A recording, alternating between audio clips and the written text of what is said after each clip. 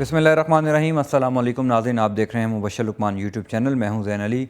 आज अपोजिशन के लिए कोई ख़ास अच्छा दिन नहीं है जिसमें पाकिस्तान मुस्लिम लीग नवाज़ के तकरीबन तमाम रहनुमा बशमूल मियाँ मोहम्मद नवाज़ शरीफ साहब उनके ख़िलाफ़ लाहौर में गद्दारी का मुकदमा थाना शाहजरा में दर्ज कर लिया गया और मौलाना फजलुर रहमान साहब के ख़िलाफ़ जो है वो इंक्वायरी का आगाज़ हो चुका है, मंजूरी दे दी है चेयरमैन नैब ने आमदन से ज़ायद असासों की।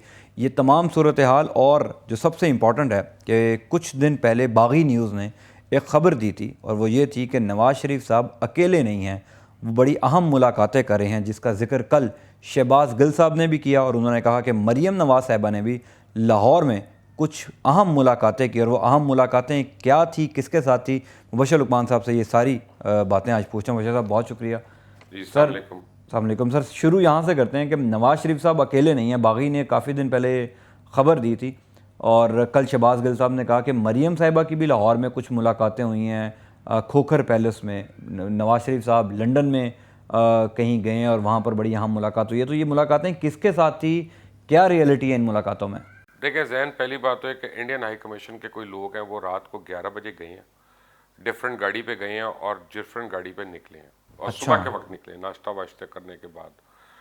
उसके बाद वही लोग जो थे वो शहबाज शरीफ के भी घर गए और उन्होंने वहाँ पे भी उनसे मुलाकातें की। जब आप छुप छुपा के आप वैसे मिले इंडियन हाई कमिश्नर को, खुद भी मिले, उसके लोगों को मिले, कोई प्रॉब्लम नहीं है, आप वहाँ जाएं, वो आपके पास आए। लेकिन जब आप दिन की रोशनी में ये सब कुछ करते हैं तो आप एक अपना स्टैचर दिखा रहे होते हैं कि मुझे डिप्लोमेट्स मिलने आते हैं। लेकिन जब कोई नॉन डिक्लेयर्ड डिप्लोमेट जिसको इस्लामाबाद से निकलने की इजाज़त ना हो वो निकले और वो लाहौर आए और वो गाड़ी के नंबर बदल के डिफरेंट गाड़ी पे आपके और पास रात आए के और टाइम रात आए। के टाइम पे आए और फिर सुबह को जाए और आप उसका अनाउंस भी ना करें और फिर वो आपके चाचे को भी मिलने जाए, तो ये सब कुछ जो है ना ये एक मशकूक हो जाता, इंतहाई मशकूक इंतहाई मशकूक मशकूक हो नहीं। जाता। तो इनके राब्ते तो हैं, इनके राब्ते तो हैं हिंदुस्तानी खुफिया एजेंसियों से भी और हिंदुस्तानी लोगों से भी।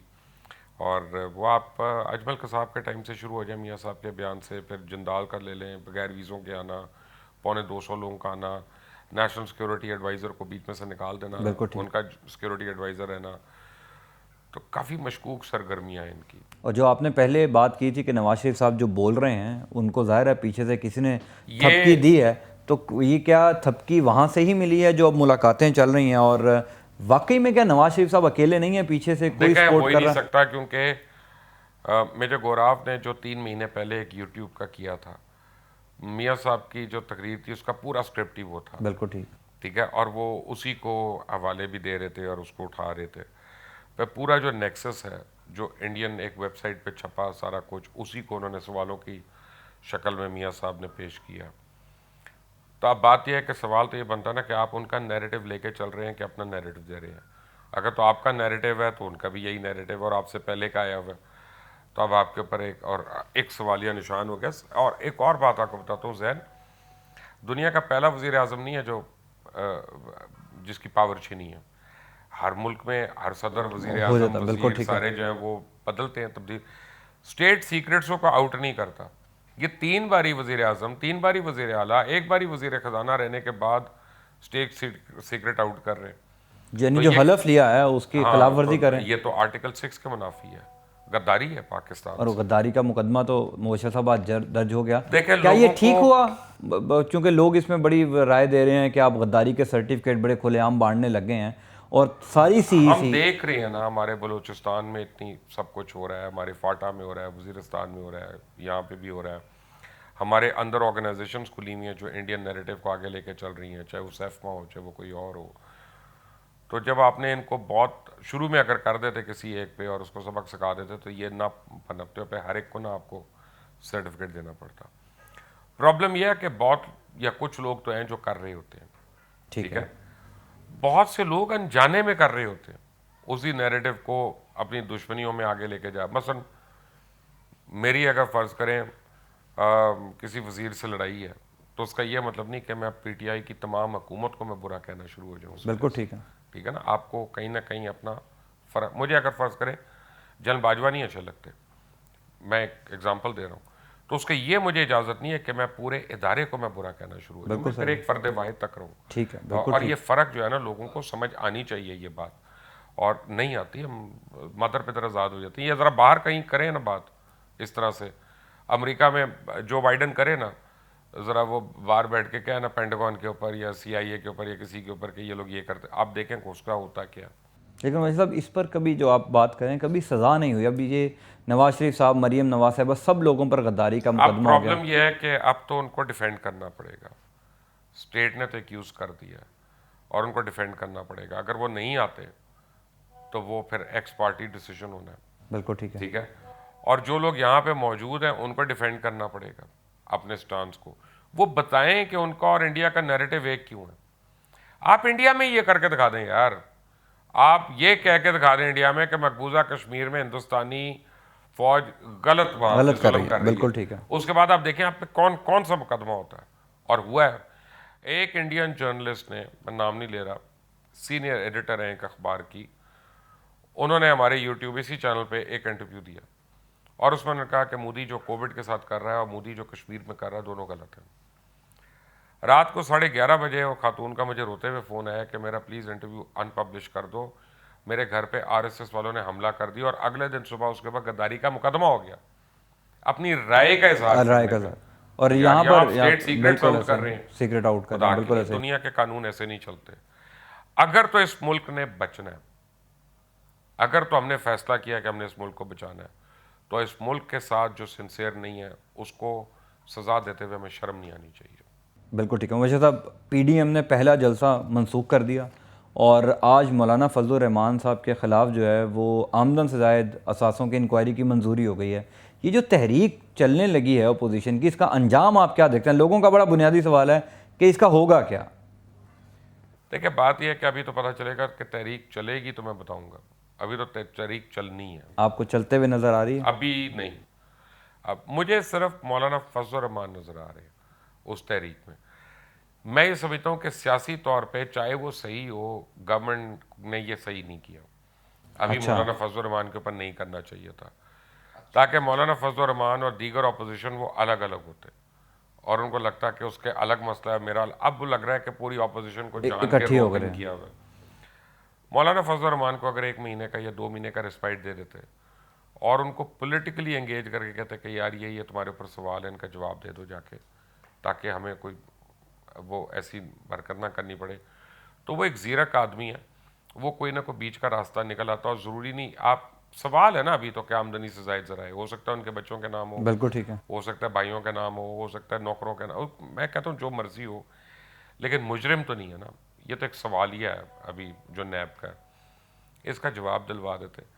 मेरा ये ख्याल है कि ये जल्दबाजी की हुकूमत ने और ये ज़रा सियासी सूझबूझ की कमी है राइट टाइम नहीं है ये आप कह रहे हैं कि उनके खिलाफ जो इंक्वायरी का आगाज़ करना? नहीं, अब अगर कोई तहरीक चली तो वो सिर्फ और सिर्फ मौलाना फजल रहमान चला सकते हैं, बाकी किसी में हिम्मत नहीं है चलाने की। तो और मौलाना फजल रहमान को जिस दिन नैब ने बुलाया, ये मैं बता दूं, नैब के लोगों के को नशों ने सेके जाने, क्योंकि उनका बड़ा डेडिकेटेड वर्कर है और वो उनसे कमिटेड है, इश्क करता है उनसे। यानी आप कह रहे हैं कि एक दफ़ा फिर हुकूमत से कोई गलती हो गई? देखिए, मेरा मतलब है कि जब आप बड़े लोगों से सवाल भी करते हैं तो आप उनको रिस्पेक्ट दे के करते हैं। शहबाज शरीफ की 8 बारी बेल एक्सटेंड हुई है, बिल्कुल ठीक। क्यों हुई है? उनको आपकी भरपूर क्यों नहीं मौका हुई? दिया गया, भरपूर आपकी मौका क्यों नहीं दिया हुई? गया। मेरी क्यों नहीं होती? इसकी क्यों नहीं होती? उसकी क्यों नहीं होती? आप माने या ना माने, बड़े लोगों को मौका दिया जाता है कि यार वो अपनी सफाई पेश कर दें इज्जत के साथ, क्योंकि इज्जत एक ही बारी उतरती है, फिर उसके बाद सदियां हो जाती हैं, वो नहीं बनती।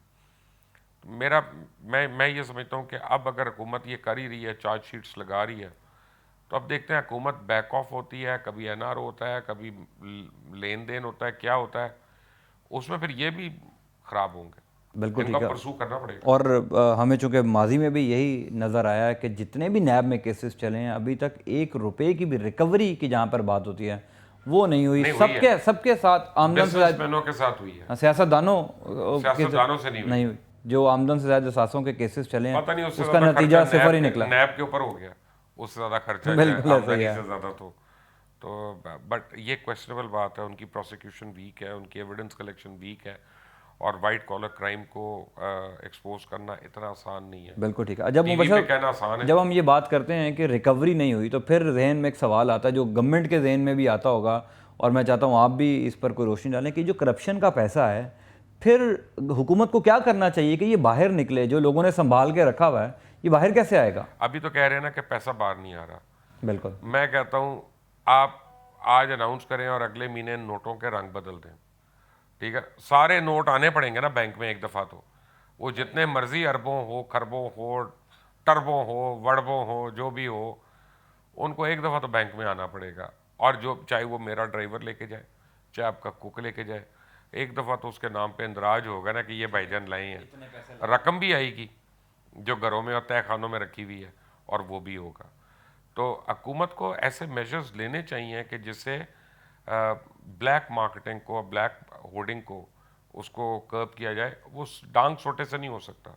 आपको लगता है ये इतना ही आसान है कि सिर्फ रंग चेंज कर दिया जाए तो पैसा बाहर आ जाए? आपके पास अगर 5,000 के आपके पास लेट से 1 लाख नोट है, ठीक है। और हुकूमत ने आज रंग चेंज कर दिया है, उन नोटों का आपने 1 महीने के बाद क्या करना है ये मुझे यार ज़ाया हो जाएंगे वो तो तो आपको फिर। बदलने पड़ेंगे। बिल्कुल ठीक है। बदलने के लिए आप खुद ना लेके जाएं, कोई और 10 लोगों के जिम्मे डालें, तू करोड़ ले जा, तू करोड़ ले जा, तू करोड़ ले जा, पैसा बाहर आ जाएगा। पैसा आएगा तो सही ना बाहर एक दफ़ा, और डॉक्यूमेंट हो जाएगा, डॉक्यूमेंट हो जाएगा। Now is the time to do that. तो ये आपने मशवरा हुकूमत को? मैंने हुकूमत को एक और मशवरा दिया था करप्शन ख़त्म करने के लिए, काफ़ी पहले दिया था। मैंने ये कहा था कि पता नहीं अच्छा नहीं लगेगा आपको, 10 रुपए से ऊपर सारे नोट ख़त्म कर दें। अच्छा। अब उसकी एक वजह, और मैंने कहा था हर किस्म का टैक्स ख़त्म कर दें, कोई टैक्स नहीं, लेकिन हर ट्रांजैक्शन पे बैंक की 1% कर ले कटौती। कि मैंने आपको 100 रुपया देना है, तो अब मैंने भी उसके पास 1% टैक्स दिया और आपने भी 1% दिया जिसने रिसीव किया। मैंने किसी को तनख्वाह देनी हो 25,000 है, तो मैंने भी 1% टैक्स दिया और उसने भी 1% टैक्स दिया। आप कोई भी ट्रांजैक्शन करते हैं, आप बैंक से करते हैं और आप 1% टैक्स देते हैं, ठीक है ना। तो आपको अगर फर्ज करें मैंने आपको 2 करोड़ रुपया रिश्वत देनी हो और 10 रुपए से ऊपर का नोट ही कोई नहीं है, तो मुझे कुछ शेजोर या कोई बड़ी पिकअप्स करानी पड़ेंगी लोडर लाने पड़ेंगे, और फिर आप रखेंगे कहाँ, ठीक है ना। आपको कमरे चाहिए सर, उसमें रुपए के करोड़ पे 5 करोड़ ऐसे पड़ा है, तो वो इम्पॉसिबल हो जाएगा ना। आप वेटर को या किसी को टिप देने के लिए तो आप 50 रुपए, 100 रुपए, 10-10 रुपए करके दे देंगे, लेकिन उससे बड़ी अमाउंट कैसे देंगे? तो उसका वजह यह है कि हर ट्रांजैक्शन आपकी इलेक्ट्रॉनिक हो जाएगी। बिल्कुल। और जब हर ट्रांजैक्शन इलेक्ट्रॉनिक होगी और उस पर हर ट्रांजैक्शन पे 1% जो अरबपति उसके लिए भी 1% उतना बड़ा है, और जो एक बेचारा हजारपति उसके लिए 1% वही है। तो 1% जब आप वो करते हैं तो पूरे मुल्क में यकसा टैक्स हो जाता है, और टैक्स का निजाम बहुत बेहतर हो जाएगा, बहुत बेहतर हो जाएगा। और कोई अच्छा, फिर बैंक आपको कहेंगे हमारे से कर्जा ले लो, आप कहेंगे हमें नहीं चाहिए, बिल्कुल उनके पास सरप्लस होगा, क्योंकि बैंक से इतना अर्न करेंगे उससे, उनके पास सरप्लस हो जाएगा। तो मैं असल में इकोनॉमिस्ट नहीं हूँ, मैं तो सड़क छाप आदमी हूँ, नीचे से हम ऊपर आए हैं। तो मैं तो जो सोल्यूशन दे रहा हूँ वो इकोनॉमिक्स की किताबों में तो नहीं है, मैं तो सड़कों पे जो सीखा हमने या बाहर रहते हुए ज़िंदगी गुजारते हुए जो सीखा, मैं तो वो आपसे शेयर कर रहा हूँ। मेरा ख्याल है कि सबको अगर फ़ायदा होगा और सबको नुकसान होगा तो वो टैक्स नेट बड़ा हो जाएगा। अभी क्या हो रहा है, जो टैक्स चोरी कर रहा है उसको नुकसान नहीं हो रहा, और जो टैक्स दे रहा है उसको फ़ायदा नहीं हो रहा। बिल्कुल ठीक है ना। तो जब आप सबको यूनिफॉर्म कर लेंगे तो उसमें कोई फिर किसी को तकलीफ नहीं होगा। फिर आपका किसी किस्म का टैक्स नहीं, आप प्रॉपर्टी बनाएं, आप ये बनाएं, आप वो बनाएं, तो होगा क्या, जो प्लॉट आप दिखा रहे हैं कि जी 4 करोड़ कम कीमत दिखा रहे हैं ताकि अंडर हैंड आप उसको वो दे रहे हैं और रजिस्ट्री उतने पैसों की हो रही है, वो आप कैसे करेंगे? 10-10 करोड़ रुपया कैसे देंगे आप? और मेरा ख्याल है कि सबको टैक्स नेट के अंदर लेकर आने के लिए बड़ा बेहतरीन सलूशन है। टैक्स ही 1% है, तो फिर आपको देने में भी चोरी क्यों करेंगे? ऐसा ही को 70% है ही नहीं, क्यों जब बचा रहे हैं आप। लेकिन मैं ये सोच रहा हूँ मुर्शिद साहब, अगर आप ये एज इकोनॉमिस्ट ना होते हुए ये मशवरा दे सकते हैं, वो जो लाखों रुपए तनख्वाह पे लोग बैठे हैं उनको भी हुकूमत को कोई, वो IMF के गुलाम है, उनके टाउट है, वो चाहते नहीं हमारी इकोनॉमी फ्लरिश करें, वो उनका एजेंडा नहीं है ये हफीज शेख जैसे लोगों का। अच्छा, उनका एजेंडा डिफरेंट है। यही हफीज शेख जरदारी साहब के साथ भी बिल्कुल ठीक है, वो आ जाके कोई और आ जाएगा। देखें, आपको अपने पैरों पे खड़ा होना है, आपको अपने काश्तकार को खड़ा करना है, आपको अपने व्यापार को खड़ा करना है, उस तरफ सोचना है आपने उस तरह सोचना है। फर्ज करें हमारी ये दुश्मनी क्यों कि आपके दोस्त हैं, मैं उनकी बात करता हूँ कि जी क्यू मोबाइल है, बिल्कुल ठीक मैं है। ऑन एयर अब नाम ले जी रहा जी हूं। बिल्कुल। अब क्यू मोबाइल को एक तो आप कर सकते हैं कि टैक्सों में फंसा दें, केसों में फंसा दें, ये दो वो दो, अब वो गलत किसी को खिला रहा है, किसी को दे रहा है, कि वकील को कर रहा है, ये ऐसा कर ही है, रहा बिल्कुल ठीक है। है। एक आप कहते हैं भाई ये ट्रांजैक्शन है, ये बैंक के थ्रू होगी, सिर्फ 1% टैक्स 1% है, टैक्स देना है। क्यों चोरी करेगा, या क्या बचाएगा उसमें से वो कहेगा मैं 100 करोड़ कमा रहा हूँ, बिल्कुल ठीक है। एक मैं दे रहा हूँ उसमें से, खत्म बात, कोई प्रॉब्लम नहीं है उसको। वो बिल्कुल कहेगा ऐसे ही मेरे से है, ले लो, 2 ले लो भले, खुशी से ले, 3 खुशी ले से लो, बिल्कुल ऐसे ठीक ही है। है। चोरी करने पे मजबूर ना करो, और ये हर व्यापारी का ये हाल है। व्यापारी चोरी नहीं करना चाहता, वो कहता है यार जब मैं तुम्हें इतना टैक्स दे रहा हूँ तो मेरी सड़क भी सही हो, पानी भी हो, बिजली भी हो, लॉ एंड ऑर्डर भी हो, सिक्योरिटी भी हो, जो तुम्हारा काम है तुम करो। बिल्कुल ऐसे ही। अगर आप वो पूरी तरह नहीं, अच्छा जब आप टैक्स नेट 1% कर देते हैं और हर ट्रांजैक्शन पे, तो कई करोड़ ट्रांजैक्शन एक दिन में होनी एक दिन है, में हो जाएंगी। ठीक है ना।